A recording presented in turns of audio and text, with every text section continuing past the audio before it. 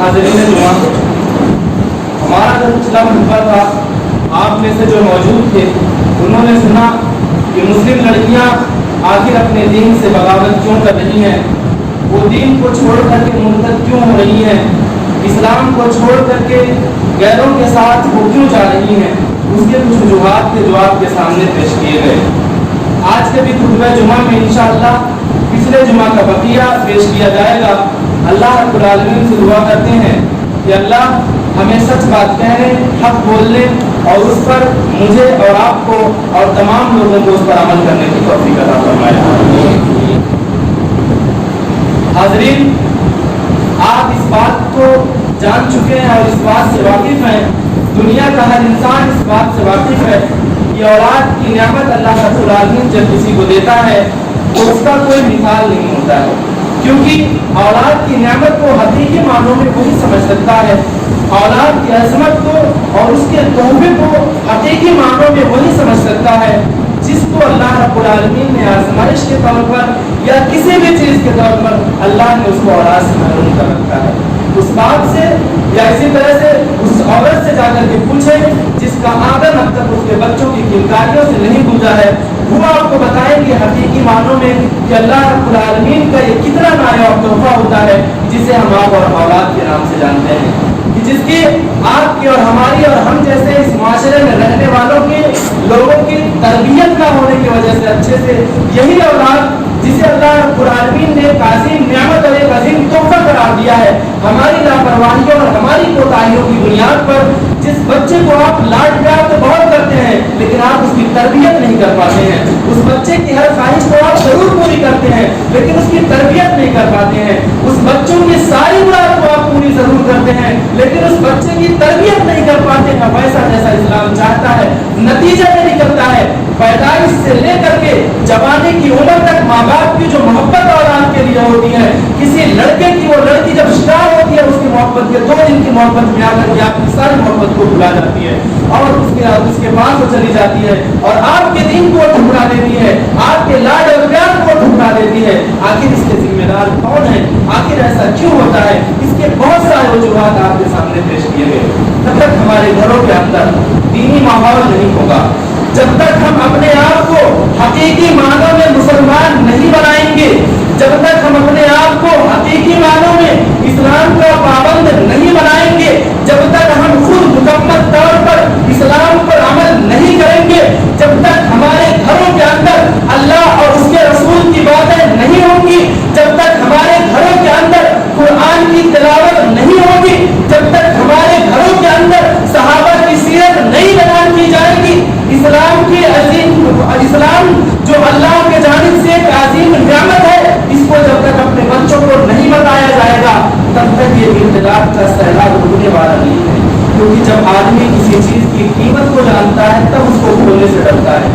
کوئی بھی چیز ہو کتنا ہی قیمتی کیوں نہ ہو، اگر اس کی قیمت ہمارے اللہ کے نظروں میں کچھ نہ ہو تو ہمارے نزدیک کوئی چیز نہیں رہتی، گائے بازار میں فرق نہیں پڑتا۔ جب تک ایمان کی دولت، ایمان کی قیمت ہمارے اور آپ کے دل میں نہیں بیٹھے گی، جب تک ہم نہیں جانیں گے اس بات کو کہ ایمان کس چیز کا نام ہے، اسلام کس چیز کا نام ہے، اپنے گھروں کے اندر جب تک آپ اپنے بچوں کو یہ چیز نہیں سمجھائیں گے کہ اسلام کیا چیز ہے، ایمان کیا چیز ہے، اس کی کیا قیمت ہے، تب تک یہ سمجھ لیجیے کہ اختلاف کا یہ سیلاب رکنے والا نہیں ہے، کیونکہ آدمی جب جانے گئے اس بات کو کہ ایمان کیا چیز ہے، اس کی بنیاد پر جنت اور جہنم کے فیصلے ہوتے ہیں، اس کی بنیاد پر اللہ ناراض ہوتا ہے، اسی کی بنیاد پر اللہ راضی ہوتا ہے۔ جب تک میں اور آپ نہیں جانیں گے یا اپنے گھر والوں کو نہیں بتائیں گے تو بھلا اس کو ضائع کرنے میں وہ لوگ کیوں ذرا برابر اس کی چاہت محسوس کریں گے۔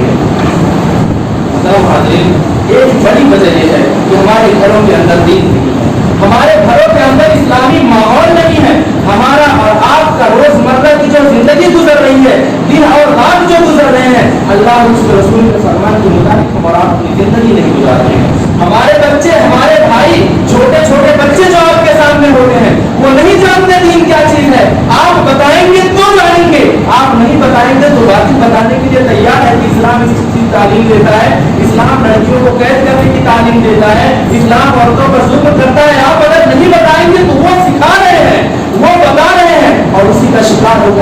लड़कियां इस्लाम को छोड़ करके गैरों के साथ जा रही हैं। तो मुजरिम वो लड़कियां बाद में है, मुजरिम मैं, मुजरिम आप, मुजरिम हम, मुजरिम आप, मुजरिम हमारा माशरा सबसे पहले है। मोहतरम नाज़रीन, याद रखें, जब तक हमारे घर के अंदर दीन दाखिल नहीं होगा, और इसी तरह से बच्चों की तरबियत में माँ बाप की जो बड़ी कोताही होती है, जिसको लोग अपने जहनों पर बच्चियां ले लेती हैं, लड़के और लड़के की तरबियत में हमारा फर्क करते हैं। बच्चा अगर कोई गलती करता है तो माँ बाप उसे नजरअंदाज कर देते हैं, नजरअंदाज कर देते हैं, उस पर ज्यादा ध्यान नहीं देते हैं, लड़का है। लेकिन लड़की अगर छोटी सी भी गलती कर दे, पूरा धर्म सर पर उठा लेते हैं, डांटना, मारना, पीटना, मुख्तलिफ किस्म के अपने जबान से उससे लान तान कहना या बुरा भला कहना, ये चीज हमारे घरों में बहुत ज्यादा चीज पाई जाती है। लड़कों से ज्यादा प्यार करना, ज्यादा मोहब्बत देना और लड़कियों के प्यार में कमी करना। जब जाहिर सी बात है, कोई भी बच्ची, कोई भी औलाद जब अपने माँ बाप की मोहब्बत हकीकी मामलों में वो नहीं पाएगी तो अपनी अहमियत को अपने घर के अंदर वो कम कर समझेगी, और इसका नुकसान आपको उस वक्त भुगतना पड़ेगा जब बच्ची बड़ी हो जाएगी। इसी तरह से एक बहुत बड़ी कमी यह है कि जब बच्ची छोटी होती है, लड़की जब छोटी होती है, तो माँ बाप गंदा से गंदा लिबास पहनाते हैं, उसका हाथ दिखता है, उसका पाँव दिखता है, पूरे बदन में लिबास चिपका हुआ होता है, और जब आप उनको समझाएं तो लोग कहेंगे कि बच्ची है, बड़ी होगी समझ जाएगी। नहीं, वो आपकी छोटी सी बच्ची तब बड़ी हो जाएगी, आपको एहसास तक भी नहीं होगा, और जब वो बड़ी हो जाएगी आप समझाना चाहेंगे, आपकी बातों का उसके ऊपर कोई असर नहीं होगा, क्योंकि बचपन से लेकर जवानी तक आपने उसे बेहया बनाया है, आपने उसे गंदा लिबास पहनना सिखाया है, आपने उसे अपना बदन दिखाना सिखाया है, आपने चुस्त और लिबास पहनना उसे सिखाया है। तो जाहिर सी बात है, इसका बवाल आपको ही भुगतना पड़ेगा, क्योंकि बताया आपने है, गंदगी सिखाई आपने है। अगर आपने बचपन से उसको इस्लामी तरबियत सिखाई होती तो आपको बड़े पर उसे बताना नहीं पड़ता, उसे सिखाना नहीं पड़ता। एक बड़ी वजह ये भी है कि हमारे घरों के अंदर पर्दा ना होने की वजह से, बच्चियों को सही तालीम ना देने की वजह से वो जब आगे जाती हैं तो जाहिर सी बात है फितने और इख्तिलाफ का शिकार हो जाती हैं। मोहतरम हाज़रीन, इसी तरह से बहुत सारी कमियां हैं, बहुत सारी कमियां हैं। अगर हम इस बात को, मैंने जिस आयत को आपके सामने पढ़ा, इसके मफहूम को मैंने आपको बताया, अगर हमारे घर के अंदर इस्लामिक माहौल होता तो आप इस बात को बताते कि रसूल अकरम सल्लल्लाहु अलैहि वसल्लम ने बयान फरमाया है कि औरत छुपाने की चीज है, औरत पर्दा करने की चीज है। आपने बयान फरमाया, जब कोई औरत अपने घर से बाहर निकलती है, बाजार में जाती है, घूमती है, मार्केट में जाती है, कहीं भी जाती है, आपने बयान फरमाया कि शैतान उस औरत के पीछे लग जाता है, शैतान उस औरत के पीछे लग जाता है। आपने बयान फरमाया कि औरत अपने रब की रहमत से उसको सबसे ज्यादा करीब होती है जब वो अपने घर के कोठरी में मौजूद होती है, अपने घर के कमरे में जब वो मौजूद होती है, वो औरत अपने रब की रहमत से सबसे ज्यादा करीब होती है। आज हमारे बहनें, हमारी माएँ, हमारे मुआशरे की औरतें, मुसलमान घर की औरतें, इस्लाम की शहजादियाँ हर तरफ जा रही हैं। आप बाजारों का मुआयना कर लीजिए, आप मार्केटों का मुआयना कर लीजिए, आप घूमने वाले जगहों का मुआयना कर लीजिए, सबसे ज्यादा आपको भूखे में औरत नजर आएंगी, सबसे ज्यादा आपको मुसलमान औरतें नजर आएंगी, सबसे ज्यादा अपने आप को मुसलमान कहने वाले नजर आएंगी। घुमाने से और इसी तरह से कहीं अच्छी जगह पर जाने से इस्लाम मना नहीं करता है, लेकिन जहाँ फहाशी होती है, जहाँ बेहयाई के काम होते हैं, जहाँ इस्लाम के खिलाफ कोई अमल होता है, इस्लाम ऐसे हर जगह जाने से मना करता है। इसी तरह से मैंने शुरू पिछले दिनों में आपको बताया था कि लड़कियों को कॉलेज में भेजना बगैर निगरानी के, लड़की पढ़ रही है, वहाँ क्या कर रही है, बाप को कोई फिक्र नहीं, भाई को कोई फिक्र नहीं, चचा को कोई फिक्र नहीं, माँ को कोई फिक्र नहीं, वो कब आ रही है, कब जा रही है, क्या कर रही है, कोई पूछने वाला नहीं है। हजरत मूसा अलैहिस्सलाम जब मरियम गए, हजरत शुएब अलैहिस्सलाम की बेटियों के बारे में आपने सुना होगा, जो बकरियों को जब पानी पिलाने के लिए आई तो वो दूर खड़ी थी जमात से जहाँ मर्द लोग पानी पिला रहे थे। हजरत मूसा अलैहिस्सलाम ने उनसे पूछा आखिर तुम ऐसा क्यों कर रही हो, तुम पानी क्यों नहीं पिला रही हो? उन लोगों ने कहा कि हमारे वालिद बूढ़े हैं, हमारे वालिद बूढ़े हैं, इसलिए हम पानी पिलाने आए हैं। आप इस बात की गहराई को समझे कि हम इज्जतदार घराने की लड़कियां हैं। अगर हमारे वालिद बूढ़े ना होते, हमारे घर के अंदर कोई नौजवान होता, हमारे घर के अंदर कोई मर्द होता तो हम पानी पिलाने ना आते। हमारे वालिद बूढ़े हैं इसलिए हम आए हैं, और उन्होंने अपने आप को मर्दों की जमात से इसलिए दूर रखा कि जब ये चले जाएंगे वक्त जो भी लगे तब हम पानी पिलाएंगे। हजरत मूसा अलैहिस्सलाम ने उनकी मदद की।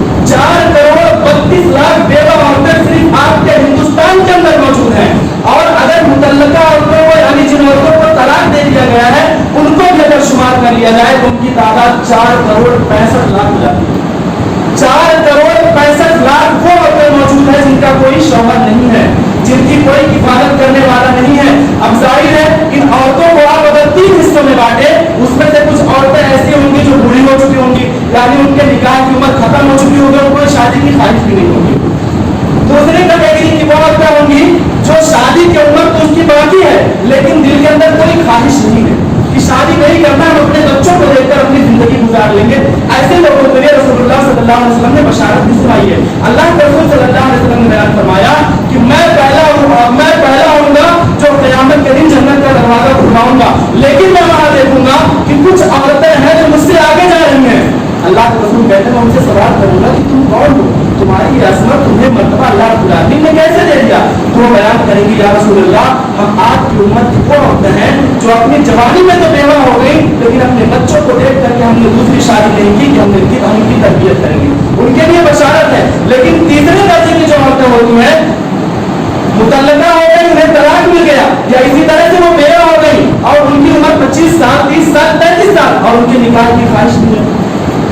कुमारा लड़का बेवा और मुतल्लका होने की वजह से उनसे शादी नहीं करता, और जो शादीशुदा है वो इसलिए नहीं शादी कर सकते क्योंकि उनकी औरतें उन्हें दूसरा निकाह करने नहीं देती है। उनका माशरा दूसरे निकाह को बुरा समझता है, दूसरे निकाह को गलत निगाह से देखता है। अब मुझे आप बताएं, जो बेवा या मुतल्लका औरत मौजूद है और वो निकाह करना चाहती है, कुमारा भी नहीं अपना रहा है, शादीशुदा मर्द भी उसे अपने नहीं अपना रहे हैं क्योंकि उसे कोई अपनाने नहीं दे रहा है, तो औरतें कहाँ जाएंगी?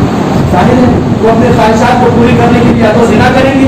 या तो बदकारी करेंगी, या गैर मुस्लिमों के साथ फरार हो जाएंगे। तो जिम्मेदार कौन होगा? जिम्मेदार वो औरतें होंगी। यकीनन वो भी मुजरिम है, लेकिन जिम्मेदार सबसे पहले मैं, आप और हमारा ये मुआशरा है। जो इस्लाम, एक बात याद रखिएगा, इमाम इब्न बाज रहमतुल्लाह अलैह ने बयान फरमाया है, कोई भी शख्स, कोई भी मर्द या औरत अगर दूसरे निकाह को बहैसियत दीन,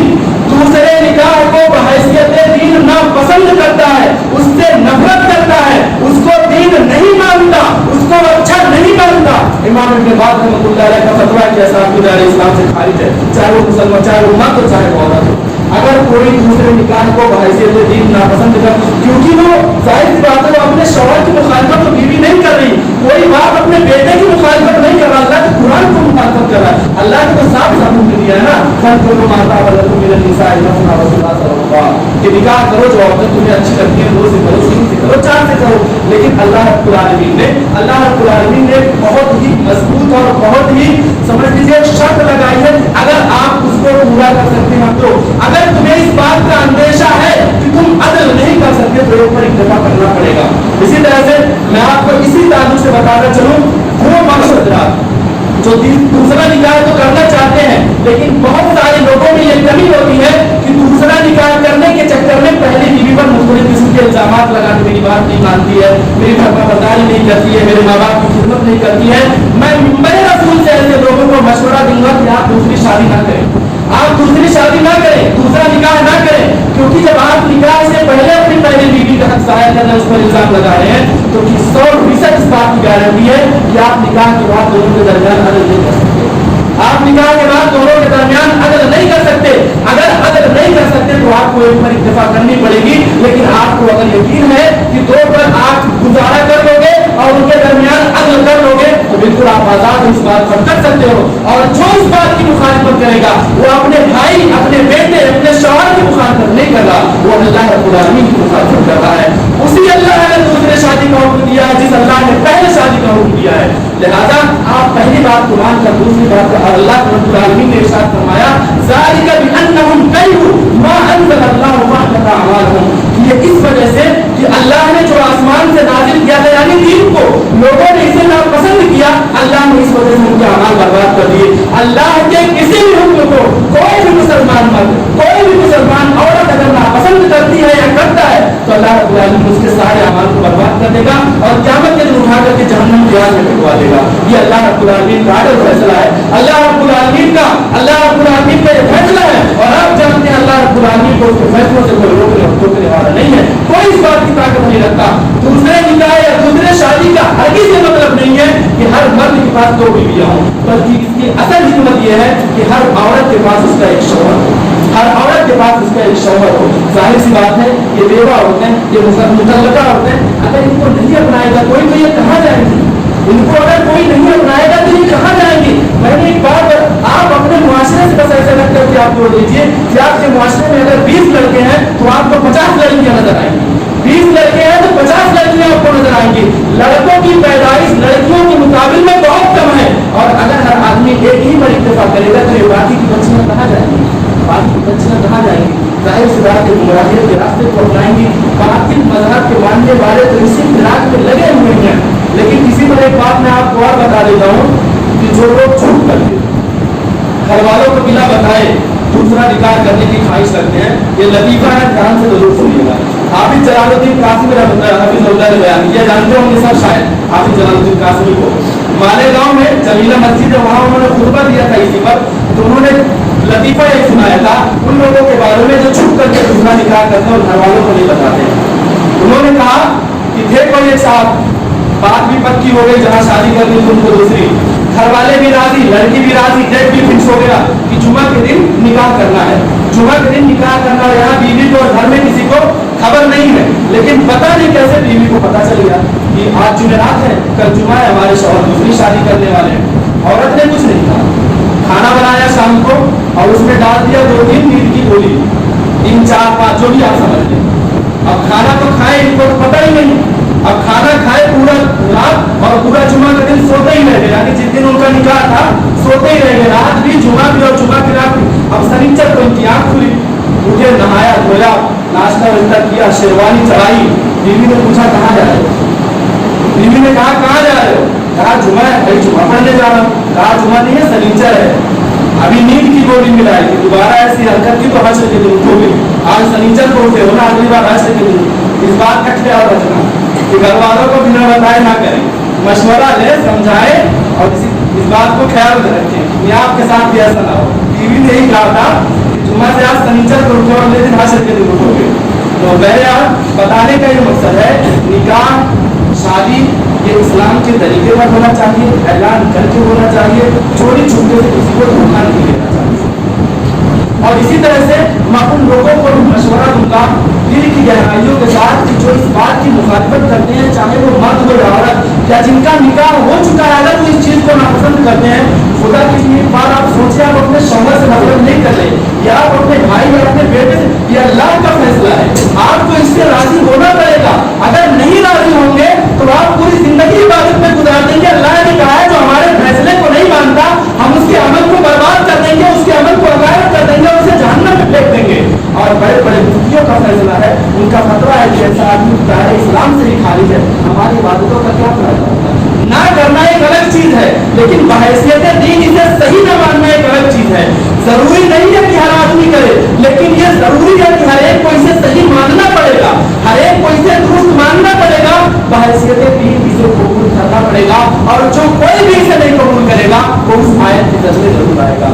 اسی طرح سے عورتوں کے سلسلے میں آپ اس بات کو خیال رکھیں, نبی مکرم صلی اللہ علیہ وسلم نے بیان فرمایا کہ عورتوں کے معاملے میں اللہ رب العالمین سے ڈرتے رہا کرو. عورتوں کے معاملے میں اللہ رب العالمین سے ڈرتے رہا کرو, کیونکہ تم نے انہیں یعنی اپنی بیویوں کو اللہ کے امان میں لے کر کے تم اپنے گھر لائے ہو, اللہ کے ذمہ داری پر لے کر کے تم اپنے گھر میں لے کر گئے ہو. لہذا اللہ کی امانت کو تمہاری ذمہ داری ہے کہ مستحکم کرو, اس کے ساتھ ذرہ برابر ظلم اور زیادتی نہیں ہونی چاہیے. اگر ذرہ برابر بھی ظلم اور زیادتی ہوگی, آپ ان کے حقوق کا خیال نہیں کریں گے, یاد رکھیے گا اللہ کے محبوب جناب محمد رسول اللہ صلی اللہ علیہ وسلم نے بیان فرمایا ہے, جس شخص کے پاس 2 بیویاں ہوں اور وہ ایک کے حقوق کو ضائع کر رہا ہو, تو قیامت کے دن اللہ کی بارگاہ میں اس حالت میں آئے گا کہ اس کے جسم کا ایک حصہ, ہم لوگ کیا بولتے ہیں, اپاہج ہو, کوئی کام نہیں کرتا ہے, اپاہج ہو چکا ہوگا,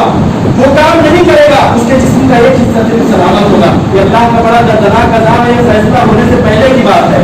سوال جواب ہونے سے پہلے کی بات ہے. اسی वक्त से अदालत का सिलसिला शुरू कर दिया जाएगा। लिहाजा औरतों के सिलसिले में अल्लाह रब्बुल आलमीन से डरें, अपने बच्चों की तरबियत करें, अपने बच्चों की तरबियत करें, उन घर के अंदर दीनी माहौल बनाएं, खुद के ऊपर मुकम्मल तरह से इस्लाम नाफिज करें, अपने बच्चों को कुरान की तालीमात दें, उन्हें समझाएं अल्लाह क्या कहता है, रसूलुल्लाह क्या कहते हैं, हमारा दीन हमें किस तरह का लिबास पहनने का हुक्म देती है, हमारा लिबास हमें किस तरह से अपने माशरे और घर के अंदर रहने का हुक्म देती है। ये तमाम चीजें जब अपने घर के अंदर बताएंगे, और ये उस वक्त होगा जब आप अपने बच्चों को वक्त देंगे,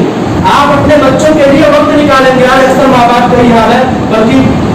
वालिद का ये हाल है कि उनके पास अपने बच्चों के लिए वक्त नहीं होता है। बच्चे कब बड़े हो जाते हैं बाप को पता ही नहीं चलता है। अपने बच्चों के लिए वक्त निकालें, सामने बैठाएं, माहौल को बताएं, हालत हाजरा को समझाएं, दुनिया में क्या चल रहा है, दुनिया के क्या फितने हैं, दूसरे मजहब वाले हमारे पीछे किस तरह से पड़ गए हैं, इस्लाम को वो किस तरह से बदनाम करना चाहते हैं, ये सारी चीजें अपने बच्चों और बच्चियों को सिखाएं, उन्हें समझाएं, उन्हें बताएं, हालत हाजरा से उन्हें आगाह करें, तब जाकर के इस फितने से हम और आप महफूज रह पाएंगे और कुरान और सुन्नत की तमाम तालीमात पर अमल करने की कोशिश करें, तब हम इस फितने से महफूज रह पाएंगे। वरना आने वाले हालात तो और खराब होंगे, आने वाला मामला तो और दर्दनाक होने वाला होगा। जरूरत इस बात की है कि वक्त से पहले हम वक्त की नजाकत को समझ लें, वक्त से पहले हम फितने को समझ लें, और इस फितने को खत्म करने के लिए इसको सीरियस लें, इसे हल्के में ना लें कि हमारे घर की थोड़ी लड़की है, हमारे मनहज वाली थोड़ी है, अहले हदीस थोड़ी है, बरेलवी थोड़ी है, हनफी थोड़ी है, ये थोड़ी है, ये सब मत देखे।